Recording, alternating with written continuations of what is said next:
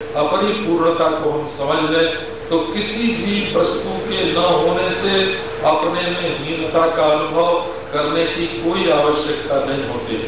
वो ऐसा जो सत्य परमात्मा है, जिसमें न माया है न छाया है, न अविद्या है न ज्ञान है, सच्चिदानंद घन जो प्रभु है, उसका, उस परम सत्य का, आत्मरूप सत्य का हम ध्यान करते हैं। इस प्रकार ध्यान के द्वारा मंगलाचरण हुआ और साथ ही साथ परमात्मा के स्वरूप का वर्णन भी श्रीमद् भागवत के प्रारंभ में किया गया। भागवत की विशेषता बताते हैं कि देखो, किसी से पूछने जाओ कि धर्म क्या है, तो वो बतावेगा यहाँ करोगे धर्म और परलोक में तुमको धर्म का फल मिलेगा, अथवा धर्म करेगा तो हमको ये मिले ये मिले ये मिले, ऐसा सोच के धर्म करेगा। भागवत में ऐसे धर्म का वर्णन है जिसमें किसी प्रकार का छल कपट नहीं है। ये बिल्कुल निस्वार्थ धर्म है। तो निष्कपट धर्म होने के कारण भागवत श्रेष्ठ है। इसमें परम धर्म का वर्णन है और इस धर्म के द्वारा जब अपना हृदय शुद्ध हो जाता है तो परमात्मा के स्वरूप का साक्षात्कार हो जाता है। और ऐसी वस्तु का साक्षात्कार होता है, साक्षात्कार माने दर्शन, ऐसी मिल जाती है वस्तु जिसमें परम कल्याण की प्राप्ति हो और अपने जीवन में जितने प्रकार के दुख हैं वे सब के सब दूर हो जाते हैं। दुख हमारे बनाए हुए होते हैं, दुख कहीं आसमान से नहीं टपकते हैं। ये तो प्रज्ञापराध दुख प्रकृतिया, जिसको हम दुनिया में दुख कहते हैं, वो दुख क्या है? हमारी समझ का कसूर है। जब हम किसी बात को ठीक ठीक नहीं समझ पाते तो उसमें दुख की कल्पना कर बैठते हैं। यदि किसी भी वस्तु के तह में हम प्रवेश करके देखें तो मालूम पड़ेगा कि उसमें दुख नहीं है, उसमें तो सुख है, उसमें तो परमात्मा है। कहीं न कहीं से भगवान ने हमको छुड़ाया है, किसी न किसी बंधन से मुक्त किया है। हम तो मोह के कारण दुखी होते हैं, आसक्ति के कारण, राग के कारण दुखी होते हैं, किसी की मोहब्बत में फंस जाते हैं इसलिए दुखी होते हैं। वो मोहब्बत चाहे हीरे मोती से हो और चाहे आदमी से हो, और किसी से हम नफरत दुश्मनी कर बैठते हैं इसलिए दुखी होते हैं। वो नफरत चाहे जड़ से हो चाहे चेतन से हो। जिसके हृदय में मोह होगा वो दुखी होगा, जिसके हृदय में राग होगा वो दुखी होगा, जिसके हृदय में द्वेष होगा वो दुखी होगा। यदि अपने हृदय में परमात्मा आ जाए तो दुख की गंध भी नहीं रहेगी। उस परमात्मा का साक्षात्कार इस भागवत के द्वारा होता है। तो इसमें जो कर्तव्य बताए हैं धर्म, वे भी निस्वार्थ हैं। इससे जो परमात्मा मिलता है वो सच्चा होता है और इसके जो वक्ता है वो साक्षात नारायण है। और तो आपको क्या सुना मैं, यदि श्रीमद् भागवत के श्रवण की इच्छा हो जाए तो आप ये बात सच्ची समझो, दुनिया में जितने भी शास्त्र हैं और जितने भी धर्म हैं वे परमात्मा पर कुछ पर्दा डाल के कुछ आड़ से परमात्मा को बताते हैं और देर में परमात्मा मिले ऐसा साधन बताते हैं। परंतु श्रीमद् भागवत को ऐसा है कि यदि आप सुनने की इच्छा करो, चलो भाई चलो श्रीमद् भागवत सुने, तो भाई भागवत में क्या सुनेंगे? तो भागवत में सुनेंगे कि एक श्री जमुना मैया नदी के रूप में बहती हैं और सांवला सांवला उनका जल है और जहाँ जल रुक जाता है उसमें कमल खिलते हैं और उनके पास बालुका का बालुका बड़ा भारी पुलिन है और उसमें हजारों लाखों गम्मे चलती हैं और उनमें ग्वाल बाल खेलते हैं और उनके बीच में एक सांवला सांवला सलोना मंद मंद मुस्काता हुआ, वो प्रेम भरी आंख से देखता हुआ, वो बांसुरी बजाता हुआ, वो पीतांबर फहराता हुआ, तो वो नृत्य करता है उस जमुना जी के तट पर। सामने कदम्ब के वृक्ष हैं, हरी भरी लताएं हैं, गिरिराज हैं, आओ आओ चलो हम उसी श्याम सुंदर का चरित्र श्रवण करेंगे। जब ये बात मन में आती है तो श्याम सुंदर आकर हमारे हृदय में प्रकट हो जाते हैं।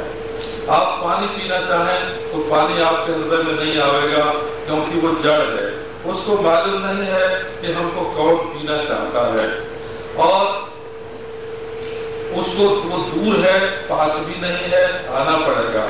लेकिन भगवान तो हमारे हृदय में ही रहते हैं। भगवान की पहचान ये है कि जहाँ से हमारे मन में वृत्तियों का उदय होता है, इच्छाएं उठती हैं, वहाँ भगवान बैठा हुआ है। हमारी बुद्धि और हमारे दोनों के बीच में, बुद्धि को तो वो चलाता रहता है अपनी शक्ति से, अपने संविधान से, और हम दृष्टा के रूप में उसके उस चलाने को देखते रहते हैं। इतना नजदीक है परमेश्वर, जब तक वो बुद्धि का संचालन करता है परमेश्वर, और बुद्धि मिट गई तो परमेश्वर और हमें कोई भेद नहीं होता है। तो आप एक बार भगवान की लीला, भगवान के चरित्र का श्रवण का संकल्प करो। जैसे जसोदा मैया ने श्याम सुंदर को उखल में बांध लिया था, वैसे आप अपनी इच्छा, अपने प्रेम की रस्सी से अपने हृदय में भगवान को बांध लेंगे। सद्यो हृदयवरुध्यते, जब आपके मन में भगवान की कथा सुनने की सच्ची इच्छा का उदय होगा, उसी समय आपके हृदय में भगवान का दर्शन होने लगेगा, और तब तक होता रहेगा जब तक आपकी ये इच्छा बनी रहेगी। ये श्रीमद् भागवत क्या है? श्री सुखदेव जी महाराज के मुख से ये पहले से ही स्पर्श किया हुआ है। वेद एक कल्प वृक्ष के समान है। कल्प वृक्ष उसको कहते हैं कि जिसके नीचे जाकर हम जो संकल्प करें, जो इच्छा करें, वो पूरी हो जाती है। ये समुद्र के मंथन से 14 रत्नों में से एक रत्न निकला हुआ है, कल्प वृक्ष। तो उसके नीचे जो इच्छा करे सो पूरी होती है। बड़े बड़े महात्मा गए, किसी ने कहा आपको द्वैत चाहिए, किसी ने कहा आपको अद्वैत चाहिए, किसी ने कहा द्वैताद्वैत चाहिए, किसी ने कहा विशिष्टाद्वैत, किसी ने कहा विशिष्टाद्वैत चाहिए। अब महाराज सुखदेव जी पहुंचे और उन्होंने कुछ मांगा ही नहीं, और जाके कल्प वृक्ष के नीचे खड़े हो गए और लोग और सुनाता हुआ राधे राधे गोविंद गोविंद राधे राधे राधे गोविंद गोविंद राधे गोविंद राधे गोपाल राधे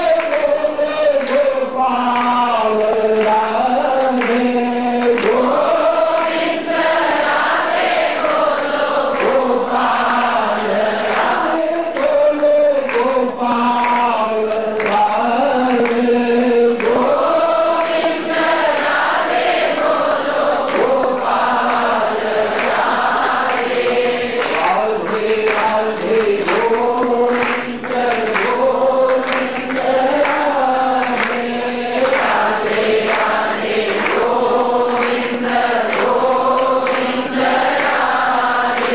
राधे गोविंद गोविंद राधे गोविंद राधे राधे राधे गोविंद गोविंद राधे।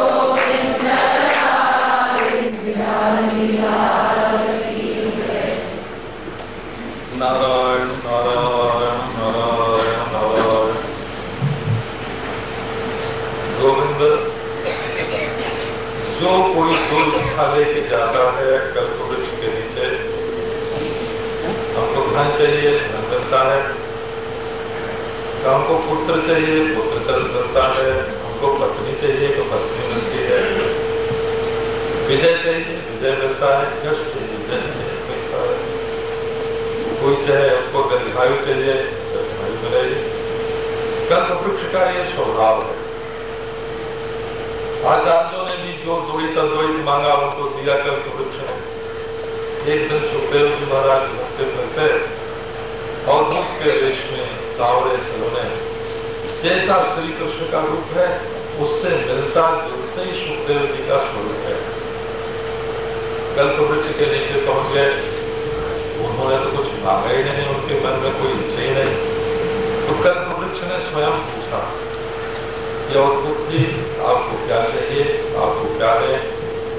सुखदेव जी ने कहा कि भाई हमको तो कोई इच्छा नहीं है, हम तो ऐसे ही घूमते फिरते तुम्हारे पीछे आ गए हैं, हमको तो मालूम भी नहीं था कि तुम कल्प वृक्ष हो, सब कुछ दे सकते हो। कल्प वृक्ष ने कहा कि ऐसा जब व्यक्ति हमारे नीचे आ गया जो अवधूत है, जिसके मन में कोई कामना नहीं है, मांगने वाले तो दरिद्र होते हैं, तो हमको ये चाहिए, ये चाहिए, ये चाहिए, और ये तो पूर्णता का स्वरूप है, इसको कुछ नहीं चाहिए, तो हमारे पास जो सबसे अच्छी चीज हो वही इसको देना चाहिए। तो वो वेद रूप कल्प वृक्ष, उन्होंने एक फल, बड़ा सुंदर फल उनके सामने गिराया और सुखदेव जी ने उसको ले लिया, वो ग्रहण कर लिया। वो फल कैसा था कि जैसे किसी को आम मिले खाने को, तो ऊपर से छिलका होगा तो उसको निकाल के फेंकना पड़ेगा, और भीतर बीज होगा तो उसको भी निकाल के फेंकना पड़ेगा। परंतु जो फल दिया कल्प वृक्ष ने, वेद रूपी कल्प वृक्ष ने, उसमें कोई छिलका नहीं था, माने उसका जो रस था वो किसी पर्दे के भीतर आवरण में रखा हुआ नहीं था, अनावृत रस था, बिना आवरण का, बिना पर्दे का रस था, और उसमें बीज नहीं था कि एक वृक्ष से दूसरा वृक्ष का उदय हो, एक जन्म से दूसरे जन्म का उदय हो। वो रस रूप फल था, माने उसमें कुछ भी छिलका या बीज के रूप में त्याज्य नहीं था, और वो बिखरने वाला भी नहीं था, और संपूर्ण वेदों का फल था। सुखदेव जी ने देखा रे, ये तो कोई नई चीज नहीं है, वेद कल्प वृक्ष तुमने जो दिया वो तो द्रव संजोतम, पहले से ही मैंने चख रखा है, इसका स्वाद ले रखा है, हमको तो इसका अनुभव है, ये तो अमृतमय है। सूत जी ने लोगों को पुकार के कहा कि देखो मेरे प्यारे भाइयों, ये जो रस है, ये जो फल है, रस रूप फल है, ये क्या है? ये भागवत है। ये भागवत वही वेदों का सार, वेद कल्प वृक्ष का परिपक्व फल है जो आपके सामने आया है। सो नारायण, इसको ये रस ही है, ये फल ही है, जब तक होशवास रहे तब तक इसको पियो, ये भागवतामृत का पान करो। ये मरने के बाद वाला फल नहीं है, जो फल मरने के बाद मिलता है उसको कौन जानता है, कौन देखता है। असल में स्वर्ग नरक का जो वर्णन मिलता है शास्त्र में, वो इसलिए मिलता है, मीमांसा शास्त्र का ये निश्चय है, आमनायस्य क्रियार्थत्वात्। स्वर्ग से हमारा अभिप्राय ये है कि स्वर्ग मिलने के लिए जो काम करने चाहिए वो बहुत अच्छे काम है, आप इसी जीवन में करें, और स्वर्ग मिले कि न मिले इस बात को छोड़ दें, आप अच्छे काम करें। और जिन कामों से नरक मिलते हैं उनके बारे में ये शास्त्र का निश्चय है, नरक हो कि न मिले, हो और मिले कि न मिले। लेकिन नरक में जाने वाले जो काम हैं, जिन कामों के करने से हम नरक में जाते हैं, वे काम हमको नहीं करना चाहिए। सारे शास्त्र मनुष्य के इसी जीवन के लिए होते हैं कि ये काम मत करो, इससे नरक मिलेगा, ये काम करो, इससे स्वर्ग मिलेगा। शास्त्र का तात्पर्य नरक और स्वर्ग के प्रतिपादन में नहीं है, मनुष्य के जीवन में श्रेष्ठ कर्म हो इसके लिए है। सो महाराज, ये श्रीमद् भागवत इस मर्त्य लोक का अमृत रस है, ये अमृत फल है, इसमें न पुनर्जन्म है, न स्वर्ग है, न नरक है, और नारायण इसमें रस ही रस है। यदि आप परलोक बनाना चाहें तो भी इसको कीजिए, और यदि आप इस लोक को बनाना चाहते हो तो भी इसको कीजिए, और परमात्मा की प्राप्ति करना चाहते हो तो इसको कीजिए। किसी भी प्रकार ये छोड़ने लायक नहीं है। ये रसामृत प्रवाह में स्थित होकर के सुखदेव जी ने ये कथा कही है। इसलिए जो भाग्यवान पुरुष हैं, भाग्यवती स्त्री है, स्त्री हो चाहे पुरुष, उनके लिए श्रीमद् भागवत में तो जीव शब्द का ही प्रयोग होता है, आत्मा शब्द का ही प्रयोग होता है। सबके लिए ये बिल्कुल सुलभ है। सो इस कथा का प्रसंग सुनाते हैं। नैमिषारण्य की बात आपको सुनाई थी। ब्रह्मा जी ने बिल्कुल निरावरण करके उस स्थान को बता दिया है कि आप आओ, इस ग्रंथ का श्रवण करो। एक दिन सौनकादि ऋषि प्रातः काल अपने अग्निहोत्र आदि करके सूर्य जी के पास आए। सौनकादि ऋषि श्रेष्ठ हैं और सूर्य जी कनिष्ठ हैं, छोटे हैं। सौनकादि ऋषि सूत को प्रणाम नहीं करते हैं और उनको आशीर्वाद ही देते हैं, क्योंकि सौनकादि ऋषि ब्राह्मण है और सूत जो है वो शुद्ध ब्राह्मण वंश में पैदा नहीं हुए हैं। इसका अर्थ है कि भगवान की कथा जिससे भी सुनने को मिले, भगवान की चर्चा जिससे भी सुनने को मिले, उसकी जात पात मत देखो। ये मत देखो कि वो चिड़िया है, तोता है, कि वो कौवा है, काग घुसुंडी है। उसके रंग रूप को भी मत देखो और उसकी जात पात को भी मत देखो, उसके विद्या बुद्धि को भी मत देखो। ये देखो कि वो भगवान का यश, भगवान का चरित्र श्रवण करा रहा है। उसके सुनने के समय हृदय के अंदर हो जाए, आंखों में आंसू आ जाए, नारायण अपना मन संसार से हट कर भगवान में लग जाए। ऋषियों ने जाकर सूर्य जी से प्रश्न किया, आपने सारे वेद शास्त्रों का अध्ययन किया है सूर्य जी, इसलिए बताओ कि सब शास्त्रों का सार क्या है। हम दुनिया में देखते हैं लोग बहुत दुखी हैं।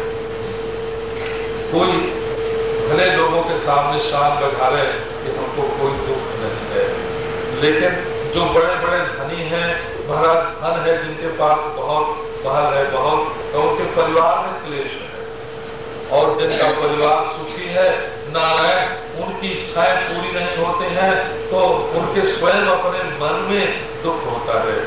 एक के मन के अनुसार दूसरा चलता नहीं, तो इससे दुख होता है। नारायण इच्छित भोग नहीं मिलता है, इच्छित वस्तु नहीं मिलती है, अपने अभिमान की पूर्ति नहीं होती है, मनोराज्य के अनुसार काम नहीं होता है, जो करना चाहते हैं उसको कर नहीं पाते हैं। तो दुख तो महाराज घेरे हुए है सब लोगों को। दुख की आशा से करते हैं काम और उसमें आ जाता है दुख। चाहते हैं कि मिले सुख और मिलता है दुख। सुखाय कर्माणि करोति लोको, सुख के लिए काम करते हैं परंतु उसमें दुख आ जाता है, मन तृप्त नहीं होता है।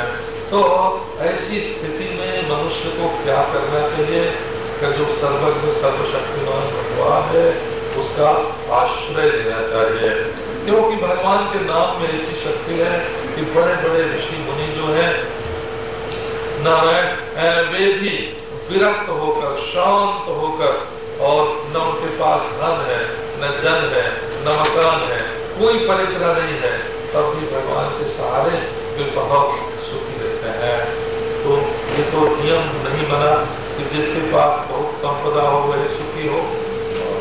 बहुत संपदा वाला बहुत बढ़िया हाथी घोड़े रख सकता है, बहुत संपदा वाला बहुत बढ़िया मकान बना सकता है, बहुत ऐश्वर्य वाला राजा महाराजा रात को नींद नहीं आ रही, गोली खा रहे। नारायण हृदय को बनाने वाली चीज जो है वो श्रीमद् भागवत है।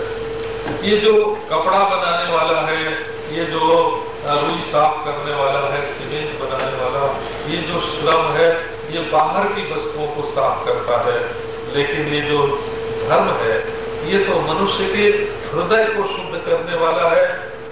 उन्होंने पूछा ये हमारे हृदय में जो दुख है, क्योंकि आप जानते हैं दुख तो मन में ही होता है, मन के बाहर तो दुख नहीं होता।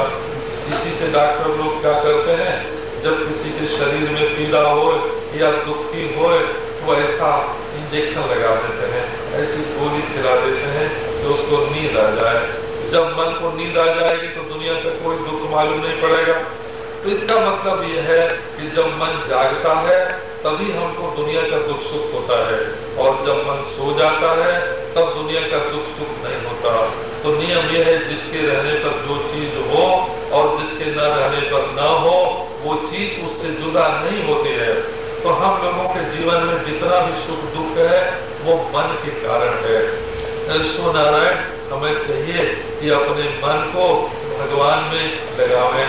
फिर उन्होंने कहा कि भगवान तो सबके हृदय में रहते हैं, वे समय समय पर अवतार क्यों धारण करते हैं? देवकी और वसुदेव से उन्होंने किस लिए जन्म ग्रहण किया? जसोदा नंद के आंगन में क्यों खेलते रहे? और आप भगवान श्री कृष्ण के उस चरित्र का हमको श्रवण कराइए।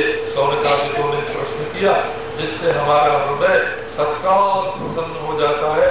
श्रवण, जिसके श्रवण मात्र से ही हमारे सब दुख दूर हो जाते हैं और चित्त में प्रसन्नता आ जाती है।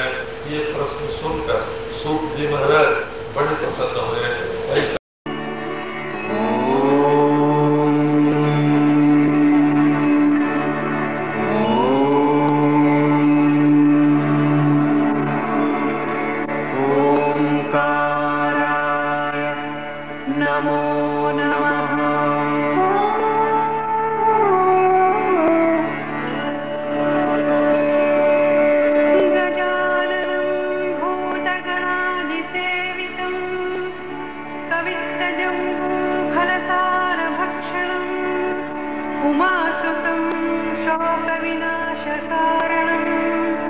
नमामि विघ्नेश्वर पादपङ्कजम्।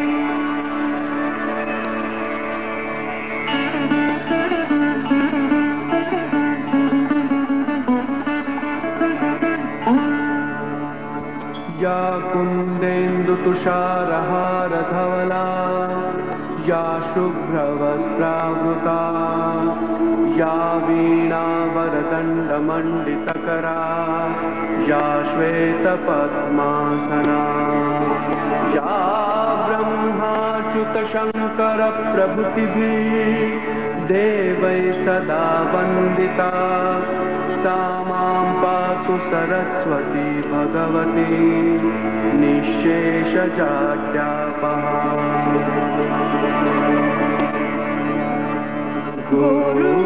गुरुर्ब्रह्मा गुरुर्विष्णु गुरुर्देवो महेश्वरा, गुरुः साक्षात् परब्रह्म, तस्मै श्री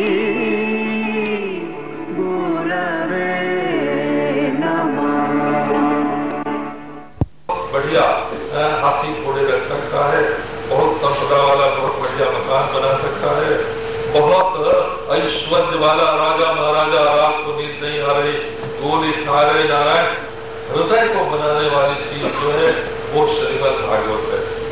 ये जो कपड़ा बनाने वाला है, ये जो रुई साफ करने वाला है, सीमेंट बनाने वाला, ये जो श्रम है ये बाहर की वस्तुओं को साफ करता है, लेकिन ये जो धर्म है ये तो मनुष्य के हृदय को शुद्ध करने वाला है। उन्होंने पूछा ये हमारे हृदय में जो दुख है, क्योंकि आप जानते हैं दुख तो मन में ही होता है, मन के बाहर तो दुख नहीं होता। इसी से डॉक्टर लोग क्या करते हैं, जब किसी के शरीर में पीड़ा हो या दुखी हो तो ऐसा इंजेक्शन लगा देते हैं, ऐसी गोली खिला देते हैं तो उसको नींद आ जाए। जब मन को नींद आ जाएगी तो दुनिया का कोई दुख मालूम नहीं पड़ेगा। तो इसका मतलब यह है कि जब मन जागता है तभी हमको दुनिया का दुख सुख होता है, और जब मन सो जाता है तब दुनिया का दुख सुख नहीं होता। तो नियम यह है, जिसके रहने पर जो चीज हो और जिसके न रहने पर न हो, वो चीज उससे जुदा नहीं होती है। तो हम लोगों के जीवन में जितना भी सुख दुख है वो मन के कारण है। सो नारायण हमें चाहिए कि अपने मन को भगवान में लगावें। फिर उन्होंने कहा कि भगवान तो सबके हृदय में रहते हैं, वे समय समय पर अवतार क्यों धारण करते हैं? देवकी और वसुदेव से उन्होंने किस लिए जन्म ग्रहण किया? जसोदा नंद के आंगन में क्यों खेलते रहे? और आप भगवान श्री कृष्ण के उस चरित्र का हमको श्रवण कराइए। सौनकादिकों ने प्रश्न किया, जिससे हमारा हृदय तत्काल प्रसन्न हो जाता है।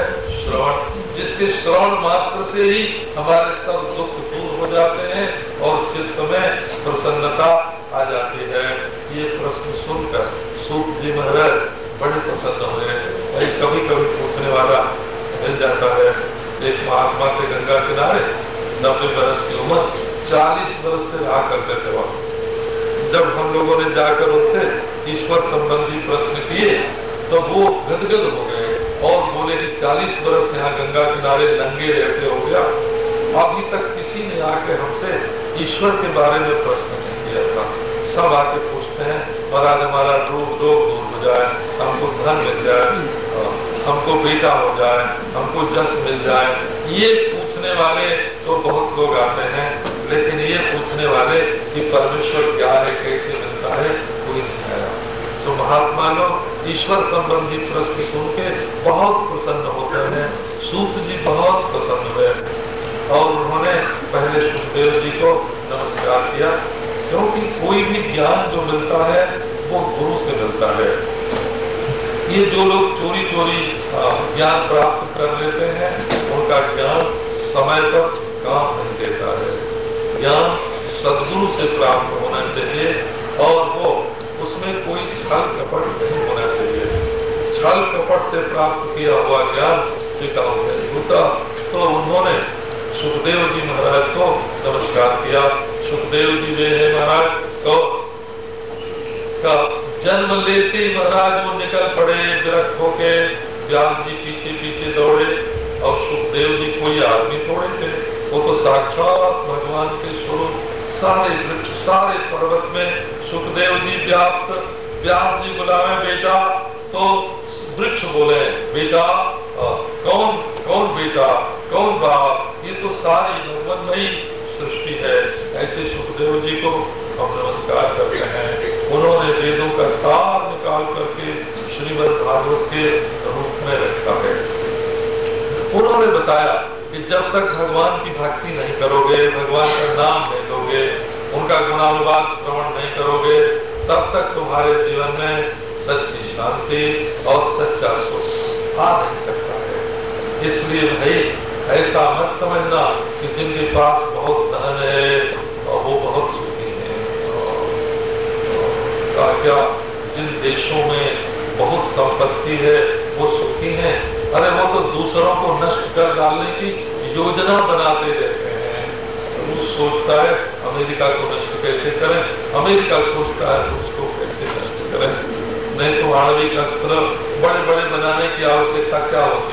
यदि उनके मन में डर न होता, यदि उनके मन में भय न होता, वो दुखी न होते, तो इतनी बड़ी हिंसा का संकल्प उनके मन में आता ही कहां से? इसलिए बड़ा भारी ऐश्वर्य देख के, हुकूमत देख के ये नहीं समझना चाहिए कि ये सुखी है। असल में ये जो धर्म है वो हमारे अंतःकरण की शुद्धि के लिए है। धर्म से जो धन मिलता है वो टिकाऊ होता है। अन्याय से जो धन पैदा किया जाता है वो थोड़े दिन, 4 दिन की चांदनी की तरह चमकता है और फिर वो चला जाता है। तो वो धर्म जो है वो अपने हृदय की शुद्धि के लिए होता है, अपने हृदय को पवित्र करने के लिए। ये श्रम जो है वो सूत को, सीमेंट को, कपड़े को, मकान को साफ करने के लिए होता है, उसको श्रम बोलते हैं, मेहनत बोलते हैं। और जो अपने हृदय को शुद्ध करने के लिए होता है उसको धर्म बोलते हैं। उससे यदि कुछ धन आ भी जाए तो वो समझना चाहिए, ध्यान देना चाहिए कि ये जो धन हमारे पास में आया है इससे किसी की जेब तो नहीं कटी है, इससे किसी का गला तो नहीं कटा है, इसको इससे कोई दुख तो किसी को नहीं पहुंचा है। क्योंकि वो जो गरीब की हार होती है वो धन के साथ आती है। हमने सुना था एक दृष्टांत, एक दिन बादशाह ने देखा कि आधी रात के समय उसके खजाने में रोशनी हो रही है। उसको बड़ा आश्चर्य हुआ, घूम रहा था छत पर, तुरंत उसने जाके देखा खजाने में क्या हो रहा है। और वहां देखा तो जो खजांची साहब थे वो कुछ हिसाब किताब लगाने में व्यस्त थे। उन्होंने पूछा क्या बात है? कुछ हिसाब में गड़बड़ है महाराज, ठीक कर रहा हूँ। अरे भाई क्या गड़बड़ है? कुछ बढ़ गया है कि घट गया है? बोले बढ़ गया है। तो तब इस समय क्यों करते हो? कल कर रहे हैं। उसने कहा नहीं, मैं इसलिए कर रहा हूँ कि न जाने किस गरीब का हिस्सा हमारे घर में, हमारे खजाने में आ गया है। जब तक उस गरीब की हाय हमारे खजाने पर, हम लोगों पर असर न डाले, उसके पहले उसके हिस्से की जो चीज है उसको अलग कर देना चाहिए। तो ये जो धन आता है ये बहुतों का हिस्सा लेके आता है और बहुतों को दुख पहुंचा के आता है और आकर हमारे हृदय को गंदा करता है, हमारे जीवन को गंदा करता है। ये जो धन आने पर लोग शराब पीने लगते हैं, ये जो धन आने पर मांस खाने लगते हैं, ये जो धन आने पर दूसरों को तकलीफ पहुंचाने लगते हैं, ये हमारे हृदय को गंदगी ही तो, गंदा ही तो है ना, हमारे हृदय की गंदगी तो है ना, जो नारायण दूसरों को भी दुख पहुंचाती है। तो ये धनस्य धर्मई कांतस्य कामो लाभाय न स्मृतः। यदि तुम्हें धन मिला और उससे तुमने धर्म नहीं किया, माने अपनी इंद्रियों को वश में नहीं रखा, दूसरों का उपकार नहीं किया, केवल भोग भोगने लग गए, तो ये कोई धन का लाभ नहीं हुआ।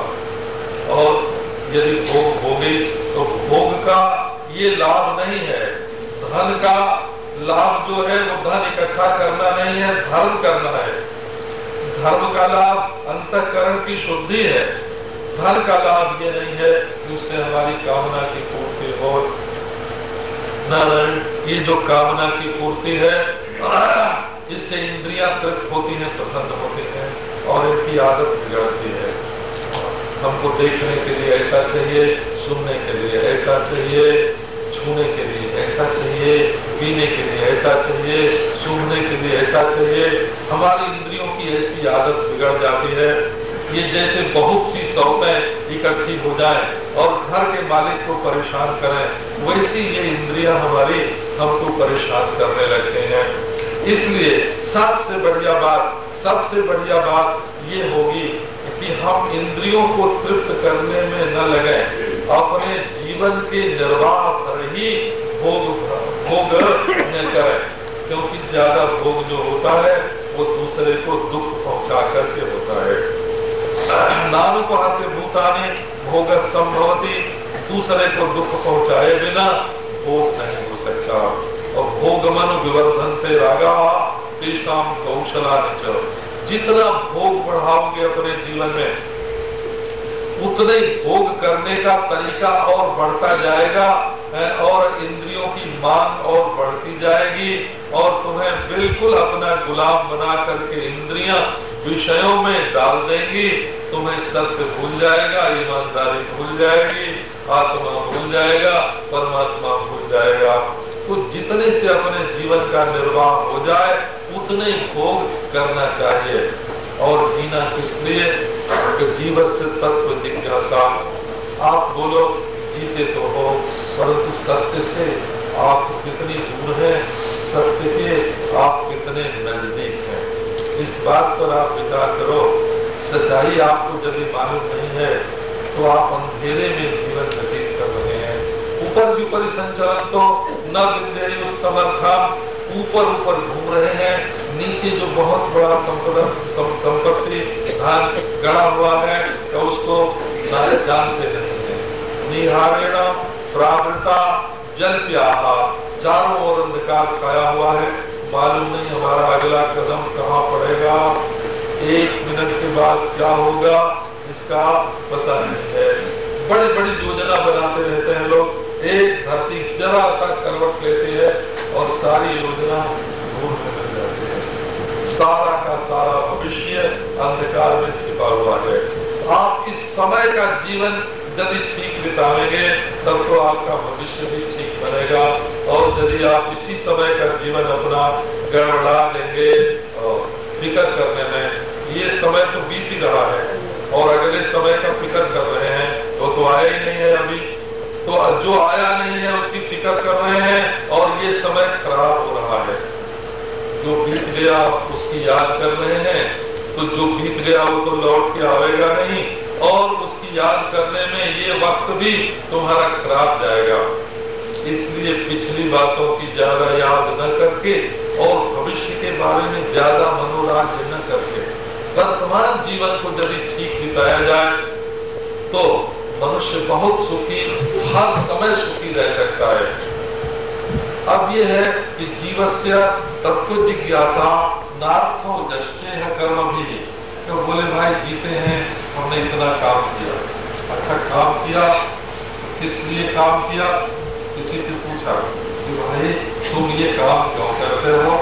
तो बोला कि काम नहीं करेंगे तो खाएंगे क्या? अच्छा भाई खाते क्यों हो? खाएंगे नहीं तो काम क्यों करेंगे? तो जिंदगी में दो ही चीज तो हुई ना, दो ही चीज हुई, एक काम करना और एक खाना। एक और जोड़ दो तो पाखाना जोड़ सकते हैं, और तो क्या जोड़ सकते हैं? कमाना, खाना और पाखाना। क्या बस मनुष्य का जीवन इतना ही है? इसी के लिए ये मनुष्य पैदा हुआ है? कोई सत्य के साथ, सच्चाई के साथ जिसका क्या कोई संबंध नहीं है? तो आप अपने जीवन की जो सच्चाई है उसको देखो। असल में आपका जो आत्मा है, माने आपका जो मैं है, वो भरपूर है, वो आप परमात्मा के साथ जुड़ा हुआ है। परमात्मा में जो सत्य है, जो ज्ञान है, जो आनंद है, जो पूर्णता है, जो नित्यता है, जो अविनश्वरता है, जो व्यापकता है, वो सब आपके जीवन के साथ जुड़ी हुई है। पर आपने अपने जीवन के सत्य को पहचाना कहाँ?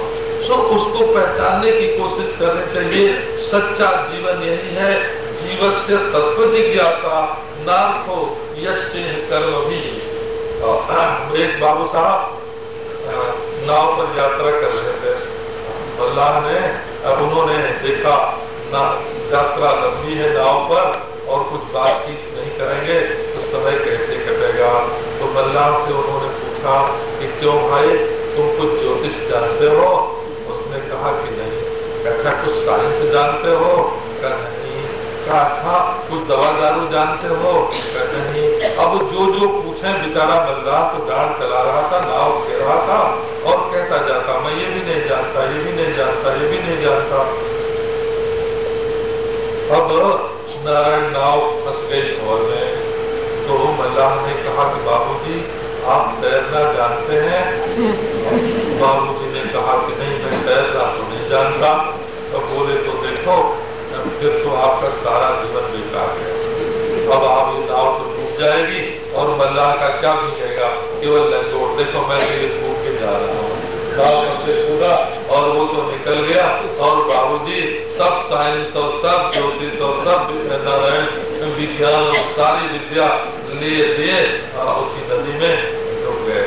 तो इस जीवन को, इस संसार सागर से बाहर निकालने की जो विद्या है, जो ज्ञान है, हंसते तो जाते हो बार-बार, कहीं उलझ गए, यहाँ उलझ गए, यहाँ उलझ गए। उलझना आता है, छूटना तो आता ही नहीं है। सबसे बढ़िया विद्या है छूटने की विद्या। जब चाहे, जब जहां से अपना हाथ खींचना।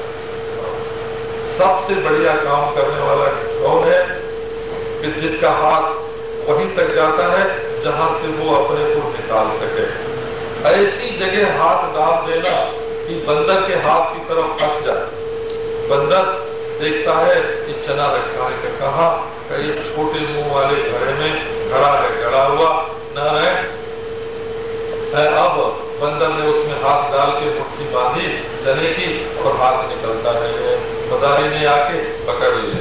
हम लोग बचपन में हो नारायण ऐसे खेल बहुत खेला करते थे। छोटे मुंह के बर्तन में कुछ दूध मिठाई कुछ डाल दी और रख दिया। अभी कुत्ते आते और अपना मुंह उसमें घुसेड़ कर खाने लगते। जब निकालते तो निकलता नहीं, अब अंधे हो जाते, कुछ दिखता नहीं और इधर उधर भटकते। तो कोई बड़ा बूढ़ा देखकर कहता अरे रहोगा तो कुत्ते को सताते क्यों हो, और लेके फिर घेरा मारता उस घड़े पर, और जब घड़ा फूट जाता तो कुत्ते को चीखने लगता।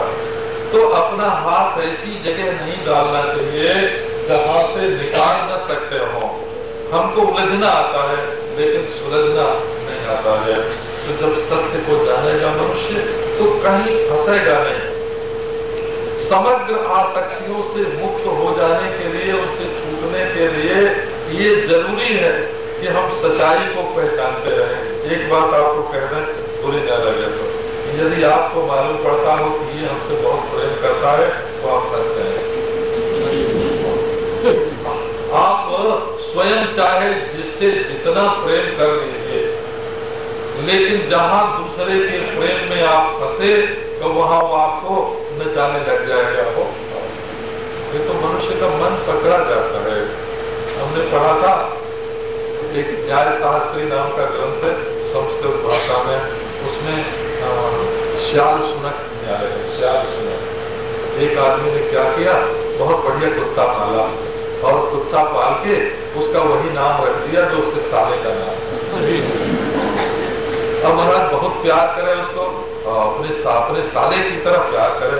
पत्नी ने देखा, बड़ी खुशी हुई, ओहो हमारे भाई का नाम रख दिया इसने, बहुत प्यार। अब पत्नी को भी कुत्ते से प्यार हो गया, उसको वो अपना भाई समझने लगी। तो अब पति जिस दिन चाहे कि हम आज अपनी पत्नी को चिढ़ाएं, उस दिन कुत्ते को डांटने लगता और उसको गाली देने लगता।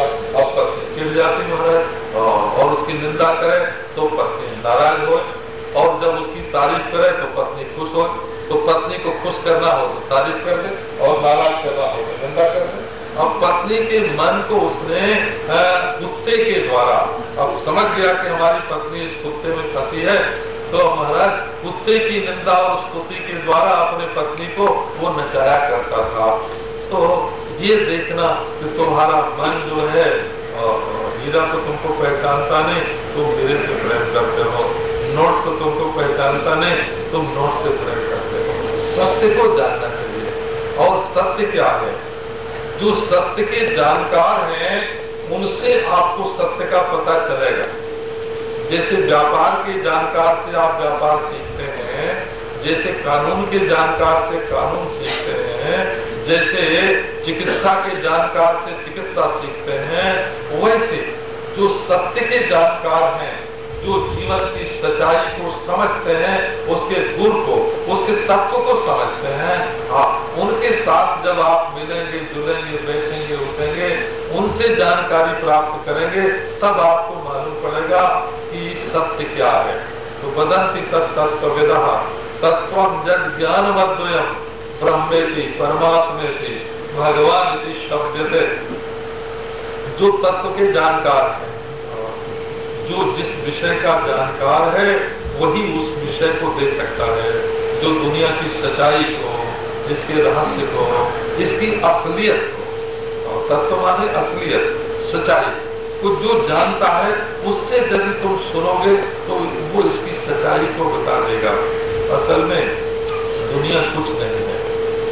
अहम भाव बिल्कुल झूठा है और इदम भाव भी बिल्कुल झूठा है।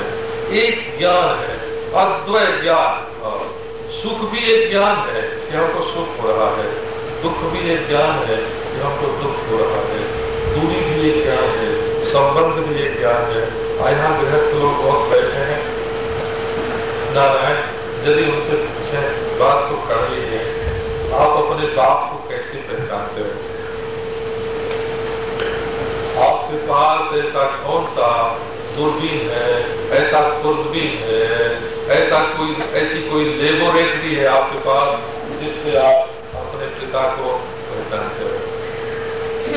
नारायण, ये पहचानने की रीति ये है कि अपनी माँ की बात मानते हैं, ये तुम्हारे पिता हैं, पड़ोसियों की बात मानते हैं, ये तुम्हारे पिता हैं। मान के चलते हैं ना, मान के चलते हैं। तो जब आप किसी तत्व का साथ करोगे और वो बतावेगा कि यह तो बदलता रहता है, इदम तो बदलता रहता है, और अहम बिल्कुल झूठा अभिमान होता है। एक ज्ञान है, एक चिंतन है, एक सत्य है, जिसके सिवाय दूसरी कोई वस्तु हम लोग कहते हैं ब्रह्म, उसी को हम लोग कहते हैं वेदांती कहते हैं ब्रह्म, उसी को योगी कहते हैं परमात्मा, उसी को भक्त लोग कहते हैं भगवान। असल में नाम तीन है और सत्य बिल्कुल एक ही है। एक बार 3 आदमी लड़ाई कर रहे थे, हमको ये चाहिए, नाम अलग अलग है। कोई कहे हमको वाटर चाहिए, कोई कहे हमको पानी चाहिए, कोई कहे हमको तन्नी चाहिए। नारायण आपस में लड़ रहे। एक सज्जन आए, उन्होंने कहा क्या लड़ाई है भाई? तो ये चाहिए, हम लोग आपस में लड़ रहे हैं। अच्छा, तो जाके पानी ले आया। अब तीनों बोलने लगे हाँ हाँ हमको तो यही चाहिए। तो देखो आपको क्या चाहिए, आपने कभी सोचा है? बिना विवाद के सब चाहते हैं कि हमको सुख हो, दुख हो, सब सुख को चाहते हैं। अच्छा, कैसा सुख चाहते हैं? कितने दिन के लिए? हमेशा के लिए। अच्छा, जो हमेशा रहे वो सुख चाहते हो? कहाँ? अच्छा, कहाँ कहाँ के लिए? जो सब जगह रहे सो सुख चाहते हैं। अच्छा, वो सुख चाहते हो जो सब जगह रहे और हमेशा रहे? किससे किससे सुख चाहते हो? सबसे सुख चाहते हैं। अरे सबसे सुख चाहते हो? बहुत बढ़िया। कितनी मेहनत करके चाहते हो? बिना मेहनत के चाहते हैं, बिना मेहनत के चाहते, बिना परिश्रम के। अरे ऐसा। अच्छा, किसकी गुलामी करके वो सुख चाहते हो? गुलामी किसी की नहीं। अच्छा, तो तुम्हें वो सुख मालूम पड़े कि ना? नहीं मालूम पड़ेगा। मालूम पड़े हमारे हृदय में कि हमको सुख मिल रहा है। आप देखो, ये 5 बातें आप चाहते हैं, ऐसा सुख आप चाहते हैं, लेकिन ऐसा सुख ईश्वर के सिवा और कोई नहीं। इसी सुख का नाम ईश्वर है, जो हमेशा रहे, जो हर जगह रहे, जो हर में रहे, जो बिना मेहनत के मिले, जिसमें गुलामी न करनी पड़े, और नारायण जो अपना ज्ञान स्वरूप ही हो, ऐसे सुख को आप चाहते हैं।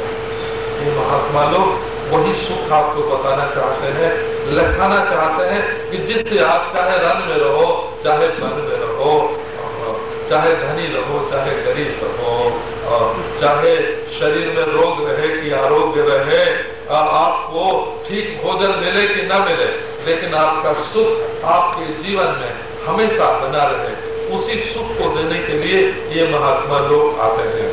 इसके लिए पद्धति क्या है? पद्धति माने पगडंडी हो। ये जैसे बोलते हैं ना, पैदल रोड, पैदल रोड, पैदल रोड, पैदल रोड समझो। पद्धति, पगडंडी, पगडंडी माने नीचे से घूम के जाना पड़ता है तो ऊपर से सीधे निकल जाए, उसको पगडंडी बोलते हैं। तो ये नारायण